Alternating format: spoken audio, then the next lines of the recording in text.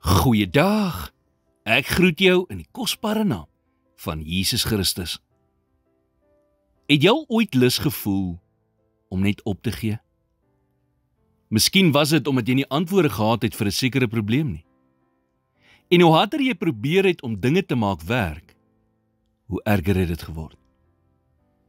Reg deur die Ou Testament sien ons hoe die Israeliete telke male moedeloos geword het en wou moed opgee. Maar weet jy wanneer het dit gewoonlik gebeur? Dit het gewoonlik gebeur wanneer hulle hul vyande met hulself begin vergelyk het, in plaas van met God. En miskien kan jy vandag daarmee vereenselwig. Vergelyk jy jou probleme met jou eie vermoë in plaas van met God se vermoë?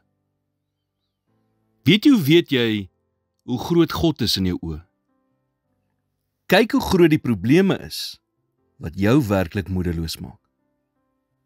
Want as die probleme in jou lewe jou vinnig moedeloos maak en tot wanhoop bring, dan het jy heel waarskynlik onderskat hoe groot en magtig die God is wat jy dien. Onthou waar jy vandaan kom en hoe ver jy al gekom het. Dink terug aan hoe goed God al vir jou was en hoeveel keer hy al vir jou in die verlede deurgekom het.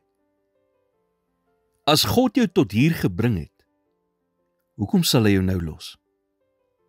Hy is nog nie klaar met jou.